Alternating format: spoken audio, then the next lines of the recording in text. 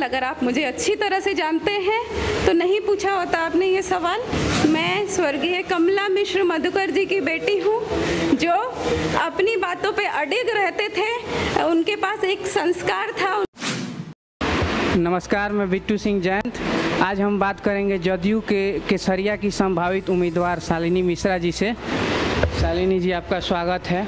और केसरिया के इस रण क्षेत्र में हम लोगों की शुभकामना है। सबसे पहले हम आपसे जानना चाहेंगे कि आपका पूरा परिवार वामपंथी विचारधारा को मानता था।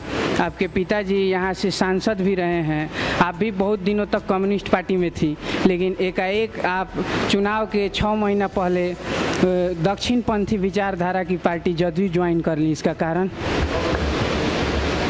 सही बात है, मैं वामपंथी विचारधारा से थी। वामपंथी नहीं, मैं कहूँगी मैं समाजवादी विचारधारा से थी और उसमें विश्वास रखती हूँ। और समाजवादी विचारधारा कम्युनिस्ट पार्टी के पास थी, अभी भी है, लेकिन वो सिर्फ कागज़ पे है। अभी धरातल पे काम करने के लिए समाजवादी विचारधारा सिर्फ माननीय मुख्यमंत्री जी नीतीश कुमार जी और हमारी पार्टी जदयू के पास ही है। इसलिए मैंने जदयू ज्वाइन किया ताकि मैं धरातल पर आकर कुछ काम कर सकूं। जदयू के लोगों के द्वारा लालू यादव जी के जो सरकार थी पहले 15 साल, उसको जंगल राज कहा जाता था। लेकिन अगर आंकड़े देखा जाए तो 2004 में बिहार में FIR जो दर्ज हुआ था उसका संख्या 1,20,000 है।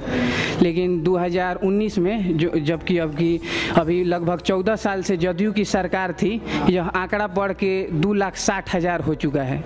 नीतीश जी नारी सशक्तिकरण की बात करते हैं। नारी को बढ़ावा देने के लिए उन्होंने कई तरह के काम भी किए हैं, जैसे पंचायत में आरक्षण दिया है इन्होंने। लेकिन अगर नारी के अपराध के बारे में भी देखा जाए तो हर साल इसमें वृद्धि हो रही है। 2017 से 18 में 15% और 2000 हाँ, तो इसको क्यों जंगल राज नहीं कहा जाए? बता रही हूँ आपको, बिल्कुल सही क्वेश्चन है, अच्छा सवाल है आपका।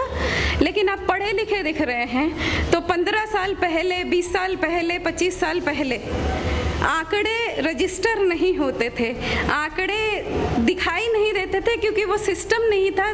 कागज़ पे चीज़ें कम आती थी, मीडिया का ज़माना नहीं था, सोशल नेटवर्क का ज़माना नहीं था, तो चीज़ें आती नहीं थी। तो एक मिनट, अभी अगर वो आप 2,60,000 शायद कह रहे थे हैं, और उस समय 1,20,000 दुगुना से अधिक जो है वो एक्चुअली उस समय में बहुत ज़्यादा था। फिर भी बहुत चीज़ें कम दिख रही हैं। अभी जो है उस हिसाब से बहुत ही कम है। आंकड़े चूँकि आते नहीं थे, नज़र में रजिस्टर नहीं होते थे सोशल।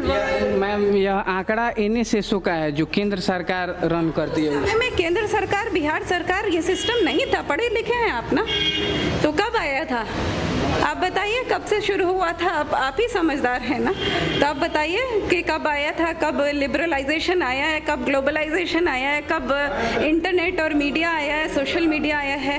तो आपको खुद ही समझ में आ जाएगा। ये सब बातें विपक्ष वाले बोल सकते हैं, लेकिन पढ़े लिखे लोग, आप विपक्ष में हो या पक्ष में हो, इस तरह का कुछ नहीं, यह आंकड़ा विपक्ष का नहीं है, यह जो सरकारी आंकड़ा है उस आंकड़े के हिसाब से मैं आंकड़ा नहीं, मैं बोलने की बात कर रही हूँ। ये सवाल पूछने के लिए मैं कह रही हूँ कि विपक्ष वाले पूछेंगे, क्योंकि वो आंकड़ा देख के पूछेंगे।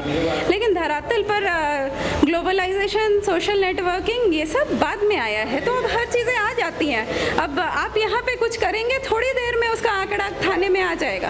पहले कुछ नहीं होता था, तो इसलिए पहले जो था नीतीश जी बोलते थे काफ़ी कम हुआ अपराध। मैं खुद महिला हूँ, मैं अब से 15-20 साल पहले, 25 साल पहले जब मैं पढ़ती थी या उसके बाद भी नौकरी भी करती थी, तो मैं बाहर नहीं निकल सकती थी अकेले बिहार में।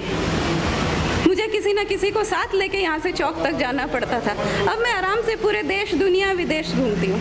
कोई दिक्कत नहीं है। तो अपराध तो कम हुआ है, ये मानने वाली बात है और इसको नकारा नहीं जा सकता। नीतीश जी को विकास पुरुष कहा जाता है और नीतीश जी के जो आप लोगों की पार्टी है जदयू, राजद को बोलती है कि कास्ट पॉलिटिक्स करते हैं। लेकिन अभी हाल ही में आप लोगों ने सुना होगा कि नीतीश जी का बयान कि SC ST के लोग अगर किसी आपराधिक घटना में मरते हैं तो उनको सरकारी नौकरी दी जाएगी। समस्या यहाँ पे नहीं है कि आप सरकारी नौकरी दे रहे हैं, लेकिन ये जो है ये घोषणा चुनाव के समय क्यों हो रहा है? क्या नीतीश जी को अपने विकास पे भरोसा नहीं है? माननीय मुख्यमंत्री जी को इतना ज़्यादा भरोसा है और हम लोगों को इतना ज़्यादा भरोसा है कि हम निश्चित ही पिछली बार से ज़्यादा रिकॉर्ड मतों से जीतेंगे बिहार में और फिर से सरकार बनाएंगे। फिर भी उनकी समझ है कि हर समाज के लिए, हर लोग के लिए कुछ ना कुछ सुविधा देनी चाहिए। उसी कड़ी में उन्होंने सुविधा दी है और कोई बात नहीं है, वो सबको समान समझते हैं, हर समाज को सुविधा देना चाहते हैं, इसलिए उन्होंने दिया है। और विकास तो खैर इतना ज़्यादा है और इतना ज़्यादा होगा कि कॉन्फिडेंस कम होने की बात ही नहीं है। मैम, अब कुछ पर्सनल सवाल हम लेंगे आपसे। यहाँ अगर जदयू की बात की जाए तो जदयू की लगभग जो हम लोग देख रहे हैं, जो हम लोग को सूत्र से पता चल रहा है, 3 उम्मीदवार हैं जो कि टिकट के दौड़ में हैं। तो इस दौड़ में आप अपने आप को कहाँ तक पाती हैं? आपको क्या लग रहा है, टिकट मिलेगा यहाँ से? देखिए, मैं इसको रेस नहीं मानती हूँ, दौड़ नहीं मानती हूँ। ये माननीय मुख्यमंत्री जी और पार्टी नेतृत्व का फैसला होगा और वो मुझे लगता है कि मैं ही क्या, बाकी लोग भी मानेंगे जो लोग टिकट के दौड़ में होंगे या रेस में होंगे। वैसे हम सब लोग एक ही पार्टी के नेता हैं, सब लोग एक साथ हैं। जैसा भी मुख्यमंत्री जी चाहेंगे वैसा हम लोग मानेंगे। मैं तो मानूंगी, बाकी लोग भी मानेंगे, सब लोग सम्मानित लोग। एक आखिरी सवाल आपसे, अगर मान लीजिए अगर पार्टी आपको टिकट नहीं देती है तब भी आप चुनाव में आएंगी? ये सवाल अगर आप मुझे अच्छी तरह से जानते हैं तो नहीं पूछा होता आपने ये सवाल।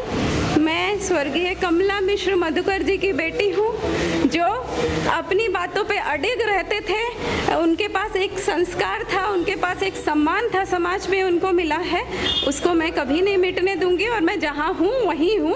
ये सब सवाल जायज़ नहीं है मेरे लिए, कम से कम। धन्यवाद और हम लोगों की शुभकामना है कि आपको टिकट भी मिले और आप चुनाव भी जीते।